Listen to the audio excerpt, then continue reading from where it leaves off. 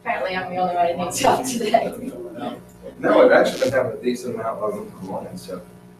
Most people will be doing that. Okay. Unless rodent deal fell through. Apparently Which one? they don't want a house with squirrels and rodents, mice, and bugs in it. Go figure. Which one? The one in Windward, but I got a guy coming at noon that's like hot heavy. He lives there already and wants to move there, so. That's all. I think I sent you that. All right, so we are ready to go, and these are the things we're going to talk about today. Alimony, this is a good one here. Alimony, how can you use it? What is the time frame? I got an email from Jeff Zuloff this morning to clear that up because we did have a deal almost go south at the beginning of the week this week with alimony that was classified the wrong way, or not classified the wrong way, but there was not enough payment history in order to count it for conventional. So they flipped it around to FHA and were able to close it out within 5 days. Phenomenal little story there. FSBO technique, how to work them. Buyer with a very low offer, how to handle that. Friend that's a realtor, when you've been working with somebody, you got the good connection, then all of a sudden they say, well, when we list or when we buy, we're going to use our friend. Missed best time to sell, so we're going to wait. How to handle that with a higher price or a lower price, and crappy acting other agent. Can't put it any other better way than that. Nice shirt. So crappy acting other agent came as a result of a new agent working with a guy that thinks that he is more than what he is, and was very a jerk very much to in her replying to the emails and stuff. And today, if you want to, we're going to start doing this. If you want to text something in, either a new question or something as we go through this, I've got my iPad down in front, and we'll be able to communicate with you online. So 770-789-5846 is my cell number. And I'm going to twist this over a little bit here so you can see my phone number. 770-789-5846. So let's start talking about the alimony thing. Rob, I think you'll find this one interesting. But you might, are you aware of the situation? Yes, a little bit. Okay, so here's what happened. And with all the divorces that we've got out there, some of them brand new, some of them been around for a long time, there's two things that this will affect you. One, you've got a new divorce and there's alimony that's being paid. Alimony can be counted as income, but how long does it have to be in place before you can count it as income? In other words, how many payments have to have been made for it to count as income? And Diane, would you like to try and answer that? Did you hear what I asked? Yes, how you count alimony as income. So if you said, This is how many months would you guess? 6 months. Well, it depends on the loan, but you are correct. If it is going to be a conventional conforming loan, then it is a 6-month time period that the alimony has to be being paid from the spouse to the ex. And if it is FHA, it has to be 3 months. Now, the other thing is if you've been getting alimony and you're going to count it towards income, you need to be very specific on this because this was interesting. Shut the door over here.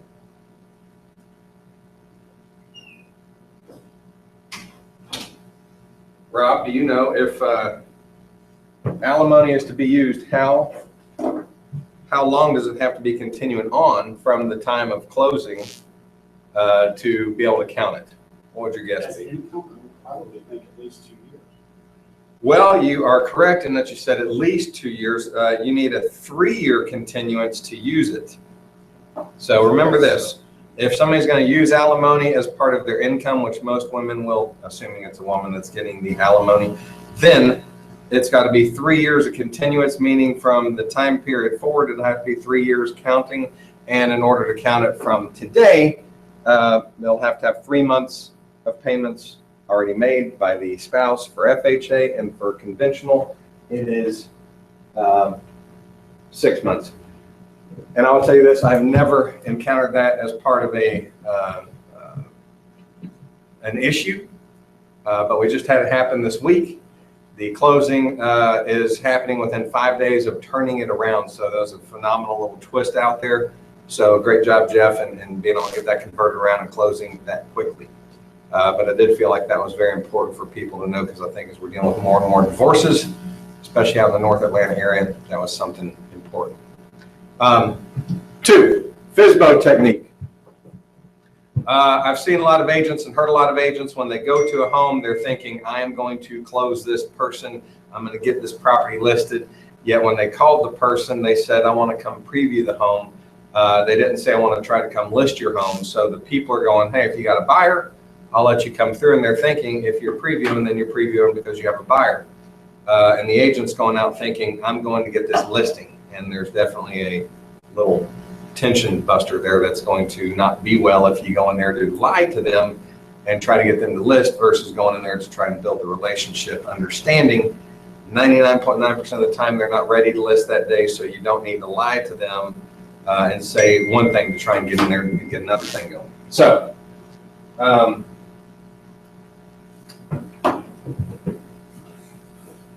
right, just had a text come in here. So FSBO technique, here's what my recommendation would be. First off, if you want to be approaching for sale by owners, and in today's market, I highly encourage you to go to Zillow, go check out their Make Me Move buttons, which are a home that somebody says, gosh, we're not even ready to put a sign. We're not ready to put a sign out in front of our home that says for sale by owner. We're in the very much testing phase right now. And so we're going to put a Make Me Move. And by God, if somebody's willing to pay us this price and we don't have to pay commissions, we'll move at this price with no commissions. Well, there's opportunity in that, because at some point in time, they're going to be putting their home up maybe for sale by owner or listing with an agent. So Make Me Move is a good button to look at, but they've also got a for sale by owner button on there as well. You can check out for sale by owner sites. And if it's going to be a part of your game of what you do to generate business, I highly encourage you to get passionate about going online and checking out for sale by owner sales that you can call.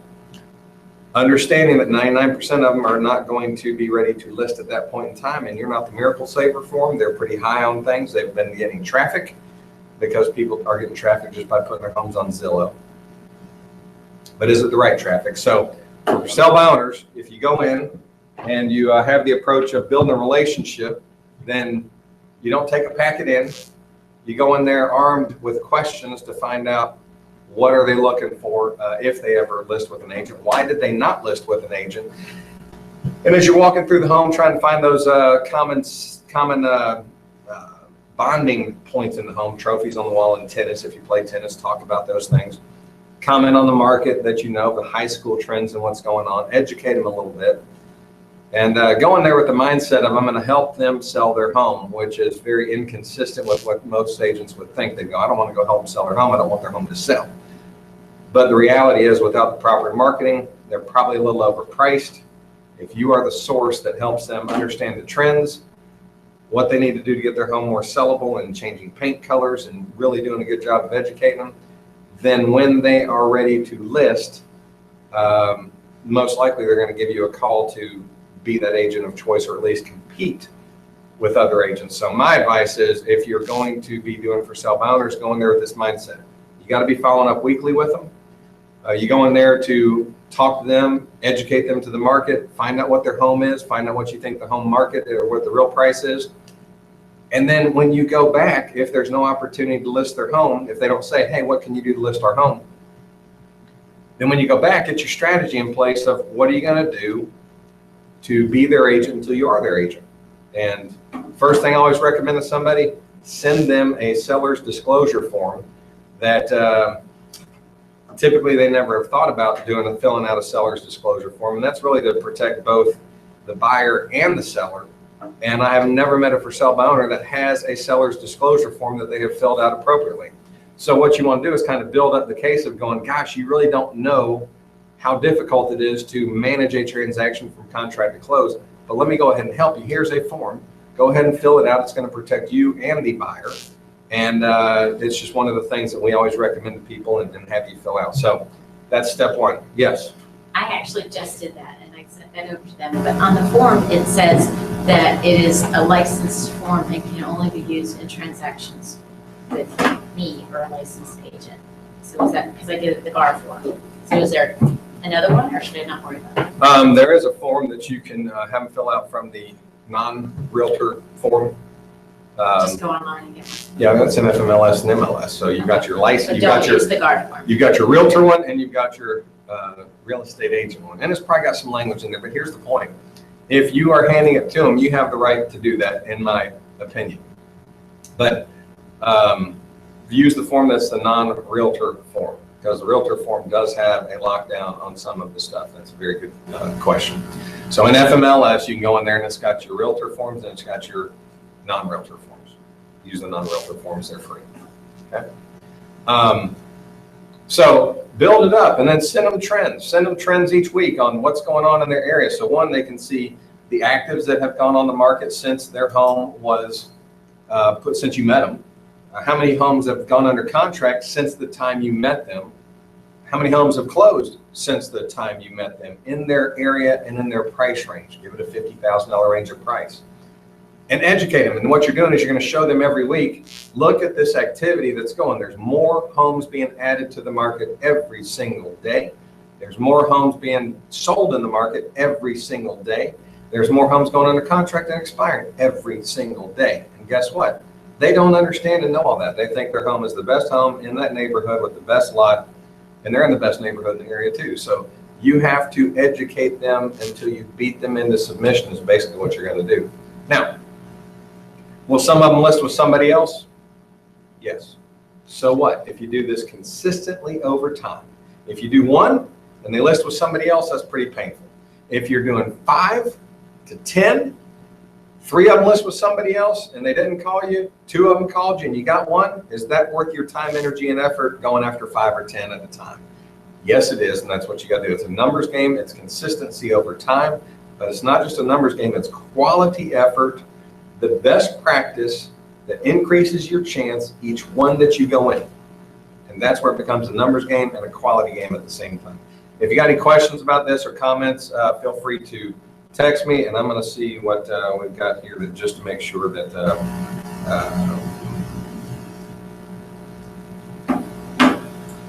so here's what came in. It says a buyer who is a friend has been working with someone but wants to write an offer because the agent they are working with isn't helping them as much as they feel they should. By the way, they didn't sign a buyer brokerage. Should a referral fee be offered to the other agent? So what I'm reading in this is you are the agent, you've been working with a friend of yours, and you didn't have them sign a buyer's agency agreement, and now they want to write an offer, and they met another agent in the process. You've been working with them, let's say 3 or 4 months. It could be flipped around. It could be the other way, but I think this is the context. So you've got somebody, they've been working with you. I'll do this both ways. They've been working with you and they want to work with another agent, and you've been spending 3 or 4 months. You didn't show them the home, but you showed them a lot and you've given them a lot of value, and now they've met somebody else, and within 2 days they want to work with that agent and cut you out of the deal. And they send you an email and they say, you know what, we don't want to work with you anymore. And I'm going to handle this 2 ways. One, you had a buyer's agency signed with them. It was 3 or 4 months. And now they've met somebody else, they've seen a home, and they want to write an offer on it. Tough thing. Happens. All they got to do is write you something, and if it's in writing and they fire you, your contract is terminated. Technically, if they saw a home with another agent while they were under a buyer's agency agreement with you, they violated the terms of the agreement, because there's a paragraph in there that says that as the buyer in that buyer's agency agreement, they cannot go see another home with another agent or broker, period. And then it becomes a situation of, do you really want to get picky and put ill will out in the community and have them spreading bad words about you if you really go after that one sentence? Which you can. Or do you kind of let it go and say, hey, you know what, that's going to happen. What could I have done differently so that they didn't have that feeling or reaction about me? And that's a call that you have to make. I hope I'm reading this correctly. If you are the agent on the other side where you've had somebody that's working with that buyer, and the buyer says, I want to work with you, you need to make sure that that buyer is not under a buyer's agency agreement with them. And the best measure is not to show them anything until they fire that other agent. So if they come to you and say, hey, what do I got to do to work with you? You need to fire that other agent first, and then I can work with you to show you homes and make sure you're protected. But make sure it's in writing, and make sure you got some form of reply back from them. If it's an email, you need to have some form of communication saying, I got it, you're released, whatever. That's the best practice. Does that make sense? If I didn't say that correctly, then text me the other thing. Okay, buyer low offer. And by the way, on the FSBO technique, if you want any other advice on that, feel free to email me or come in here and present in sales meeting. Buyer making a low offer. And what I mean by this, it's not the home is 300,000, they want to offer 290. Let's say the home is 300. These people want to go in at 225. All right. Some people would say, I'm embarrassed by that. I'm not going to make an offer of that. And I say this, it's an education process. There is a certain type of personality that is absolutely going to feel good about doing that. And that is the D personality, the driver personality. They're going to want to go in there and cut somebody's knees out from under them. If you're going to work with this buyer as an agent, you might have to write a couple of low, embarrassing offers for you. And, you need to educate the people and try and tell them, hey, if you really want that home, then this offer is not going to get it. And what I always recommend to people is, if you're working with a buyer and they want to go with a real low offer, then your question should be, do you really want this home? If you do, that might not be the best approach, but if that's what you want to go with, I'll fight like hell for you, but you're probably going to irritate the seller and not be able to work something out. And if you're okay with that, I'm okay with that. You can't put anything in my head that I'm going to feel embarrassed enough that I will not represent you as a seller. But if I go through 2 or 3 of these things and you're never getting real with me and I've spent exhaustive time going through a lot of homes with you, then I might not want to work with you anymore if you're not getting realistic after about the 2nd or 3rd offer. That's my personal opinion. Rob, do you have anything that you want to say on that? No, I mean, it's right on target. It's an education process for the buyer, but you also need to have a conversation with that listing agent. Yes, excellent. To kind of bring them up to date of, make a counter offer. This is the buyer's offer that they're making.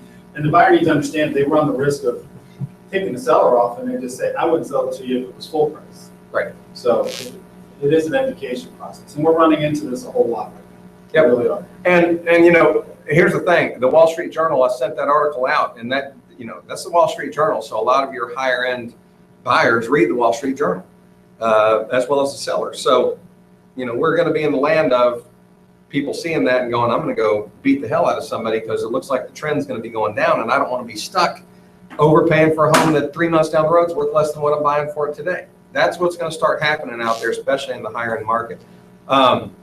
So my advice is this: educate them.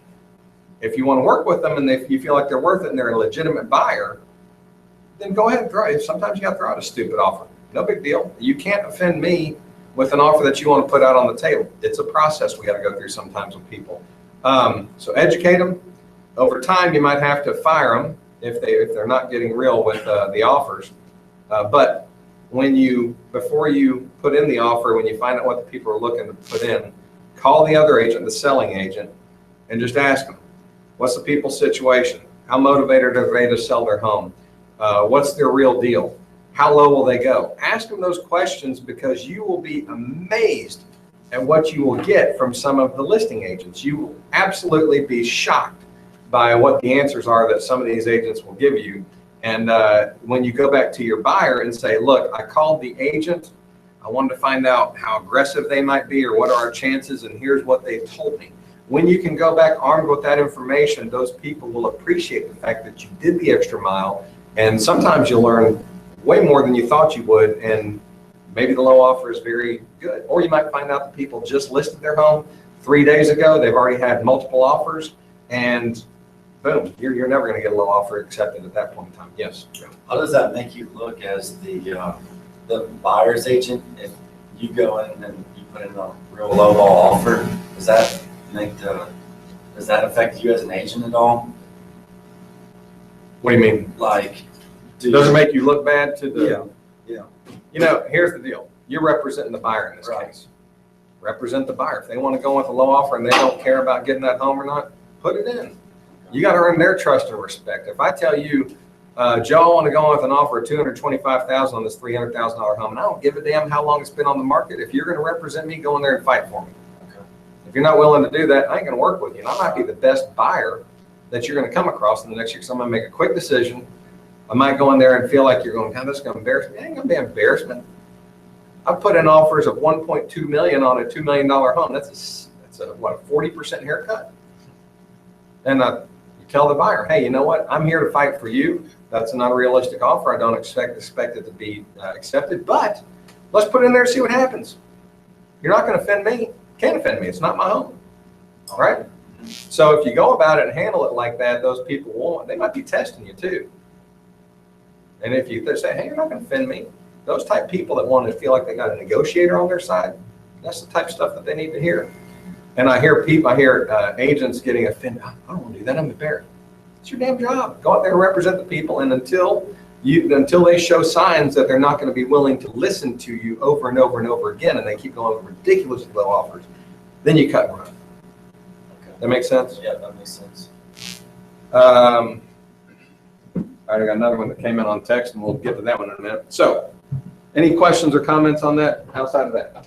What to do? It's up here. Okay, this is a good one here. I got a friend that's a realtor, or I got a family member. I got a mom. I got a sister. Well, mom, sister, family member is probably a lot more challenging than a friend, but I hear this more from the friend sector than the family stuff. So, if you haven't had this in your career, I assure you, you're gonna have it in your career.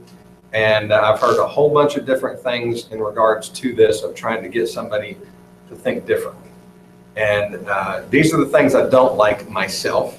If it's what you do and they're effective, then go ahead and keep using them. But I haven't heard them be effective or change patterns from somebody. So let me say this. Don't say, are we okay? If we don't say, or if you say, you don't want to work with your friends. You don't want your friends to know your personal information. If you have a friend, a good friend that's in the business, and you trust that friend's going to take care of you, would a stranger be able to tell that to you and have you feel like they've got your best interest at heart? What I wouldn't believe that. I'd be like, I want my friend to know my personal information more than I want a stranger to. That'd be the way that I think. So if you stop and you think about these things, and you go, well, most people would go, no, I trust my friend over I trust you. You're a salesperson. Then it'll just solidify me back to not wanting to use a salesperson. However, I believe in an approach of trying to educate people. This is a business decision. Your friend might not be the best business decision for you. And that's the reality. So in the approach that I would go forward with is, I hear that all the time. And I want you to think about this. You don't have to use me, but really it's a business transaction. It's a business decision. I've worked with many friends, and I've had several of my friends work with other agents because those agents were able to save them thousands, and they felt like they were getting a better service. So my advice to people is treat it like a business situation, because it is. Interview 2 or 3 agents, including your friend, and find out, can somebody give you a better proposition and better marketing thing to get your home sold, or provide a better knowledgeable service in the area that you're looking to buy a home.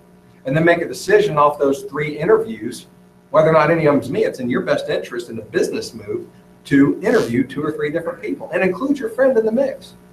Because I can tell you this, I've had friends that, although I believe every day I'm the best son of a gun there is in real estate, I feel embarrassed for my friends if they use somebody else, but I don't get mad at them, So I have personally had friends use other people. It hurt. But I always remembered, gosh, if they're willing to do that, somebody communicated pretty effectively to them. Somebody's going to be out there that communicates with these people that gets them to go, hey, wait a minute, I didn't think about it like that. So if you've got a friend and you're thinking, I'm going to use this friend, and somebody comes along and says, hey, you know what?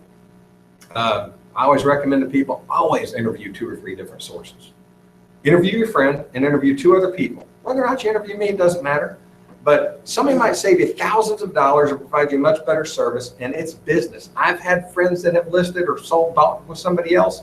That's okay. It's part of the business. If I told you that and you met me for the first time, would you feel okay about me? Or would you feel like I'm trying to slam you into a sale? And I don't think that would go any anything outside of going, hey, you know what, that makes common sense logic. You won't win every time, but all you're trying to do is get inside their head and have them go, wait a minute. I was thinking 100% that I was going to list with Sally Joe May over here, but the reality is I probably should interview 2 or 3 other agents. And if somebody's able to save me thousands, wouldn't that make sense? Diane, you had a sample of that not too long ago, right? And where'd you hit them? In the wallet. Yep. So let me tell you this. Diane came in here and sat down with me and said, hey, she was aggressively going after the market out there, and some people had decided that they were going to use somebody else. 100% committed. And it was a tennis team thing. And Diane said, what can I do? I said, the only thing you can do is I say, hey, what if I were able to save you thousands? And that got inside their head, and it got a call a couple months later, 1 or 2 months later, and they said, you know what, we've been thinking about it. We'd like to talk to you, and now she's going to be working with them. So that right there is a big difference, and you can get people changing their thought process when you talk about saving thousands. And it doesn't mean you got to give thousands away. It just means if you had to give 0.5% in the equation to get them off of their friend, would that be worth it to you? And I'd say you're either going to 0 or you're going to have a chance of getting something. Not every day do you come across somebody that's willing to list or sell in the market that given day or week. So, any comments, Rob? You got anything to say on that? No. So it goes along with education. Missed the best time. I think we're going to start hearing this more from people, especially when the Wall Street Journal article goes out, and there's going to be more people talking about the upper end market. So let's categorize the upper end market. To me, in Atlanta, it's 600,000 and above.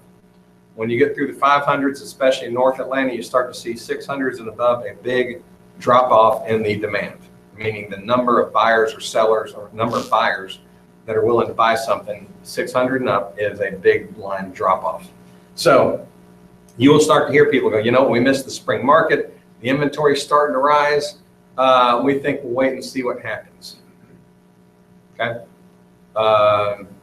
And you'll have this at different sectors. This is the thing that you're going to start to hear in the upper end market. Or somebody says, we just had our home on the market for 3 months. We just expired. We're going to go ahead and leave it off the market for now. So what I would recommend in this is one, you got to find out what their real driver is and what their thought process. What is their motivation of what they were going to be thinking about moving to begin with? So, Joe, you want to play along with me? Sure. So, Mr. Seller, I understand what you're saying. Would you mind if I ask you a question? Sure, go ahead. Is there a certain specific reason that you think that now's the best time to wait versus selling while the market's a little higher than if it does drop off 6 months down the road? Don't you think it make more sense for you as an upper end type seller to sell at the height versus letting it shrink down a little bit more?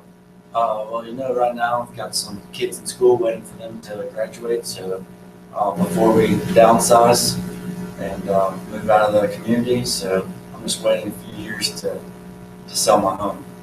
And okay, but remember, you were getting ready to sell, but you just decided not to. So Okay. I understand the thought process there, but this is somebody that was right at the brink of listing, and they said, we just missed it. Okay. So you're thinking about downsizing. Yeah.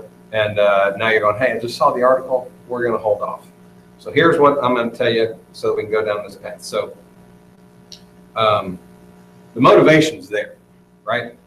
The thought process is going to start to come from the slowing market. There's more supply. There's lower demand. That's what I see going on. I don't want to be selling in that, so I'm going to wait, and I'll wait for the market to come back. What are interest rates right now? Phenomenally low, right? Are the interest rates predicted to stay where they are for a long time? No. Most people aren't paying cash today, right? So most people are going to be getting a mortgage on their next home as well. So if you wanted to hit at a higher time where there's still enough demand that if you price your home right and get it in the right condition, and you're willing to do those things, now is the better time to sell your home than waiting 6 months where it's predicted to be going down further in volume of sales. We're getting ready to head into the fall, which also goes down in demand automatically. It's just the history of how our market in Atlanta goes. So if you're going to sell in the next year and you're in the upper end market, is now the better time, or is the better time to wait for your higher end home to go down further while the lower priced homes are pretty much staying consistent which would make the most logical financial sense to you, that you can lock into a low rate, get a higher price sale out of your home, and buy into a market that's probably going to stay consistent versus going down? Which would make the most sense for you? No. Anybody argue with that logic? So here's the thing I want you guys to hear. Now I want you guys to think about what I just said. If you talk logic to people, I'm not trying to sell you, and I'm not trying to be just a salesman to get the cash out of your pocket. I'm trying to educate you as to backing off from what you hear as a consumer and always looking at it going, what's your highest, best opportunity to make the most money in the transactions that you're going to do? If you're deciding to move and you back off, you are deciding to move for a life change. You're either relocating to another area, which you'll definitely continue moving, or you're going to move up, or you're going to move down, or you're going to move out of a school district. Those variables don't change. So is your time the best time now, or is it to wait? Bless you. If the market's going up, then you're moving up in home, then you want to go ahead and jump off the bus and grab the higher priced home as soon as you can. If the higher priced homes are predicting to go down and go down further, which is what the predictions are for the next year or 2 years, and it's not going to be a nosedive, but we just say this, it's going to be a slight correction is what the prediction is. And it's not going to be deep like it was before. It's not going to be led from the bottom and feed up. It's going to be led from the top, and the bottom's still performing very well. So this is the market that you're going to see, but you sell now, take advantage of the interest rates, you buy the home that's being in a more constant market, and you make your move now. That's the best case. Okay. Anything anybody want to say on that? And let me ask you this, if I were talking to you as a seller, would I sound salesy, or would I be like, even if you didn't go along with me, how would you feel about me at the end of the presentation if I talked to you like that? Would I sound pushy and aggressive, or would I just sound like, hey, I'm trying to educate you, I'm talking reality? Who's trustworthy? Trustworthy. Jim, you got anything you want to say on that? No, sir. Be real. I mean, if there is, just go, hey, I didn't like the way that this was phrased. But I always believe this, if you educate people, there's nothing wrong with saying, hey, I think it's in your best interest to do this because of these factors. And if you know what you're talking about, people will follow you, but you've only got maybe a 30 to 50% chance of changing those people's opinion with the best measure. So I want you to remember this. If you do it and you do it at a high level, they still might not go along with you. That's okay. But you got to do it at a high level and be confident and know what the variables are so that you don't come across as a just pushy salesperson that's trying to get in their pocketbook. That's the art of this whole game. All right. Crappy acting other agent. This is what happened this last week. We got a new agent that has her first contract that's going on. She had an agent. She's been doing everything right. She's been emailing me and keep me in the loop. And I try to educate agents from the perspective of, I want you to handle this stuff. I will give you the verbiage. I will write emails for you. All I gotta do is copy and paste. But I like for you to take charge and learn. And sometimes the hardest ones might be the first ones. And in this case, this guy was a jackass more than what I've seen. And he was taking advantage of a new agent. And this guy's got a radio show. He's got, and he was really pushing all this stuff about how he is so great. His production is really nothing of what you would expect. He's got 6 active listings. He's got 2 radio shows. So if you got 2 radio shows, you'd have about 50 listings all the time. He's only had 6 sales in the last 6 months. I had to go do the research because I'm like, okay, this guy's a jackass. What, is he that productive? No, he's not. So he was, and he's not a realtor. So he's trying to use the non-realtor contracts, didn't understand due diligence process, and was really hammering back and really being a jerk to our agent. So I tried to push and push and push to get her to handle him, but it got to the point where I had to step in. So what I'm going to tell you is there are jackass agents out there, pardon my language, but it just is what it is. You're going to come across them in your career. I'll tell you, out of 20 plus years in the business, this is the worst I've ever seen. And I've only dealt with about 4 or 5 in that whole time period. So they don't happen that often, but I'm going to tell you, when they do, get with Rob, Deb, myself early on so that we can help you push back and put the verbiage into your hands where they don't take advantage of you, they don't push you around, but you don't get into an altercation with them. You know, you don't want to get into a fight with them because that doesn't serve your clients. So everything that we did tried to show we know what the hell we're talking about in the contract. Let's get real. And it's funny because even though I gave her the verbiage, he kept wanting to attack back and try to push her down and write these long diatribe emails that was just pathetic. And I mean, I won't even share the text I was writing back about him to her. But eventually I said, okay, let me handle it. And it's funny because when he saw me send the information back, his whole dialogue changed. He went from wanting to push and kick the other agent and do all this stuff to real short emails. Can you please get me this? Can you please get me that? It was amazing the difference of the communication. So you're going to come across that in your careers out there. When you come across it, don't get in the fight with them. Get with us and let us help you try to get in control of it. But then you also might need us to step in for you on your behalf and kind of get it smooth through. So, Stacy, I hate that for you, but I think we're heading in the right direction now. And just remember, since this is your first one, this is probably the worst one that you deal with in a long, long time. And you had something that you want to bring to the table. What was it? Well, we just had a contract on a house and they came in to do the inspection. Maybe we we'll figure it out, but they had found old rodent droppings in the basement and there was evidence of tunnels in the attic. So the people freaked out and pulled their contract. But in the meantime, before they were doing that, we called and had it set up to have Northwest come out. They were gonna do kind of a clearance letter. She said it was like 2 or 3 years ago. She had all the documentation, how she had people come out and seal and take care of it all. But the people still Okay. freaked out. So this happened to me years ago in Old Atlanta Club, and it was rodent droppings up in the attic. Squirrels had gotten in. They'd actually eaten some of the electrical wire. It was an Old Atlanta Club too. And they peed and stuff all in the insulation in the basement, and the people were freaked out. But we saved the deal. It cost the seller $6,000. They had to rip out all the insulation in the attic. This was just the insulation bill. Didn't count for it was $2,000 or $3,000 for the wildlife critter center, whatever it was, to go out there and clean up all And she the had done all that. She'd already traps. corrected all the. But you're going to come across it. You know what? So the question would be: are the sellers willing to rip out the insulation and go forward and move all that? You're going to have some people that just won't be able to get over that as a buyer. But I think most people would, as long as it's all done by a professional company, insulation's replaced. But that is an ugly one. But I know that was a quick sale for you, so I'm hoping there'll be another quick sale. I had an appointment in an hour. Very good. Anything else from anybody? I do have something I'm going to read over real quick. It says, a seller calls and asks for an agent to come over and talk about listing their home. You go out and find there's a discount broker sign on the lawn.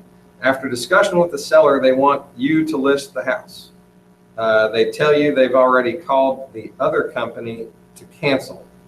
You don't want to lose the opportunity. Is it really okay to take the listing right then?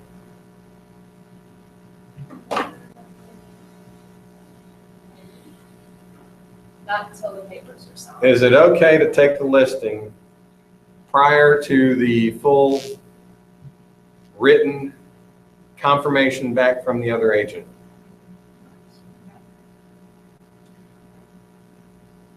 The answer is no, with a caveat. You could do that if you were an attorney and you drafted up a listing agreement that covered all that, but you're not. So the answer is no. Okay. No, you shouldn't. And the reason why is if you signed that and the other company does not let the person out of the listing agreement contract, this is a good one. Variables. Let's say it was your listing and they email you and say, we're done. They call you, we're done. We don't want to work with you anymore. Can we hold the listing hostage? Well, since I asked that question that way, the answer is no. You know that. We can't hold listing hostage, and that's really what it's called. If somebody wants to fire us, they can fire us. We need to remove the signs out of the lawn, but does that release them from the liability of the contract, the listing agreement? You have to amend the contract. So just because they want to terminate does not mean they can just write a termination letter and we're done. We have a listing agreement. You have expenses. You have time, energy, and effort put into that. You can't get paid from them from the time, energy, and effort, but if you've done a good job in marketing their property and you've documented what your costs have been, you can charge them. You can say, hey, we will let you out of your agreement if you pay us this, that is documented, or if you have in your agreement, some may just put in there, if you terminate early, the fee is $250. If you put that in there and they sign off on it, you can charge that. And I will tell you this, when the people go to terminate, then they get all pissed off when they see the $250 in there, they realize you're gonna hold their feet to the fire. Sometimes you spend more than $250 marketing the property too, so I don't know how I feel about that, but I've seen people do that. So the answer is, if somebody says, I want to list with you and I fired my other agent, let me make sure that you're out of that contract. Do you have it signed from them or their broker that says they're releasing you from the agreement? No. Then I can't enter into a contract for your protection until you get released from that listing agreement. Because if you sign with me and they didn't let you out of it, you're going to be liable for 2 commissions, not just 1. It's also a license law violation for you to enter into an agreement when you know they're already under contract with somebody else too, so. Say that louder. It's a license law violation if you enter into an agreement with somebody, a written agreement, when you know they're already under a written agreement with another brokerage firm. So until they have the termination or withdrawal form from the other broker saying, we're withdrawing, you're terminated, whatever it is, you cannot list that other home, okay? But, and it's for the buyers, for the seller's protection. If they be in 2 contracts, which can happen by mistake, that other broker may hold their feet to the fire and say, you owe us a commission, we're suing you for the full 6%. That can be an ugly day. Then all of a sudden they turn around and go, why didn't you tell me I had that risk? Okay, so the answer is no, you cannot sign until you see the withdrawal paperwork signed by the other broker. Any other questions? Okay, we're in 2 minutes over. So thank you guys very much, and we will see you in 2 weeks.